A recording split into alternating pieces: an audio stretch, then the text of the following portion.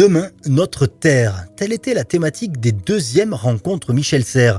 Le festival qui veut faire vivre la pensée du philosophe agenais a multiplié pendant 3 jours débats, rencontres, ateliers autour de la question environnementale et de l'avenir de notre planète. Question dont se saisissait déjà Michel Serres il y a 32 ans dans son très avant-gardiste Contrat naturel. Il y a 22 000 hectares de forêt qui sont partis en fumée en Gironde, c'est-à-dire à quelques dizaines de kilomètres d'ici. On voit, il fait presque 25 degrés au milieu du mois de novembre. Alors tant mieux pour le festival, mais c'est une catastrophe climatique qui est derrière tout ça. Donc on voit bien que c'est des questions qu'on va vivre en notre chair. Michel Serres, il écrit ce livre en 1990, à un moment où c'est pas du tout dans le débat public et c'est pas du tout perceptible. Et donc il est visionnaire de ce point de vue-là. Et il nous paraissait tout à fait normal que pour ces rencontres philosophiques Michel Serres, on se consacre au contrat naturel et aux questions climatiques qui sont devenues l'alpha et l'oméga aujourd'hui et un sujet de préoccupation légitime pour beaucoup de gens. Ces rencontres, elles ont tout leur sens ici, à Agen. Agen parce que l'œuvre de Michel Serres est enracinée dans un parcours personnel. Et ce parcours personnel le lie exclusivement pendant toute son enfance et son adolescence à Agen. Michel Serres me rappelle dans le contrat naturel, il existe en France. On devrait justement. Ça vit, il faut peut-être s'arrêter et essayer d'entendre ce que l'échec a à nous dire. Les raisons évolutionnelles. Il n'y a personne qui régule le thermostat du climat. Naïveté de Michel Serres, peut-être naïveté délibérée évidemment, naïveté stratégique.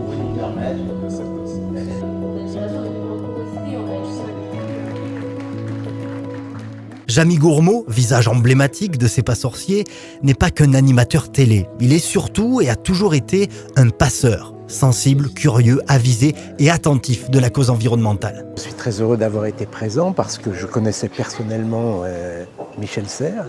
Donc déjà je suis très heureux de me retrouver sur ces terres et de prolonger finalement la manière qu'il avait d'envisager les choses, de se questionner avant d'apporter des réponses. Quant à la vocation de l'événement, évidemment que c'est d'une utilité essentielle aujourd'hui. Les rencontres Michel Serres, ce sont des conférences, des discussions, des débats, mais aussi des ateliers ludiques à destination des petits et des grands pour philosopher certes, mais aussi mieux appréhender notre environnement. L'idée, c'est pour les enfants d'associer certains animaux et plantes qui coopèrent dans la nature et qui font équipe. L'objectif de l'atelier, c'est de sensibiliser les enfants aux causes et aux conséquences du réchauffement climatique et ensuite de discuter avec eux des différentes actions qu'ils peuvent mener à titre individuel et collectif. L'homme fait-il partie de la nature ? Les thèmes sont intéressants, ça permet de faire d'autres activités que de loisirs, d'apporter de la pédagogie aussi dans une sortie. Pour apprendre à faire des choses un peu plus écologiques avec du matériel moins polluant et plus recyclable.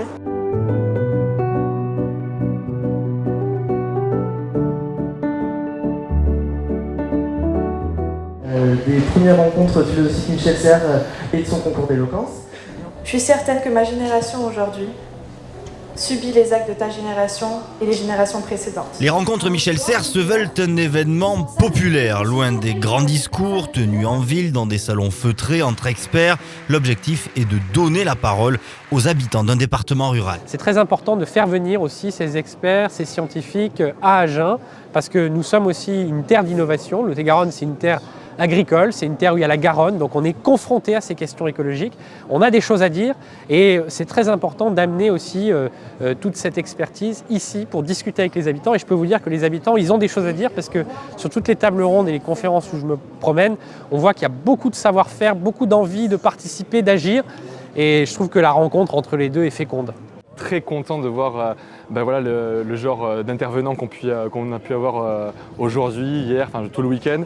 Je pense que c'est super important de sortir aussi des métropoles pour pouvoir sensibiliser les gens à ces problématiques. On rencontre des influenceurs, des lanceurs d'alerte dont on a entendu parler et qu'on n'a pas eu l'occasion de rencontrer.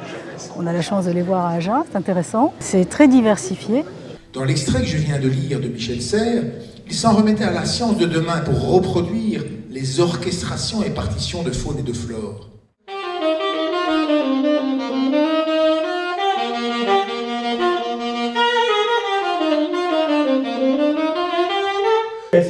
caché discourait cet aliéné qui prenait l'apparence d'un sage. Avec la courtoisie d'un enfant bien élevé, j'écoutais son boniment échauffé. C'est un succès, je veux dire, on a probablement augmenté notre fréquentation de presque 30% par rapport à l'année dernière. On a plein d'animations, il y en a pour tous les goûts, il y a des conférences d'experts de très haut niveau, il y a du grand public, il y a la fresque du climat, la fresque de l'artificialisation des sols, il y a des ateliers pour les enfants, il y a des food trucks pour passer aussi un moment de convivialité. Et puis 55 intervenants, des scientifiques, des philosophes, des artistes, c'est un régal. Et je crois que tous les gens qui sont ici sur le village du festival partagent cette impression.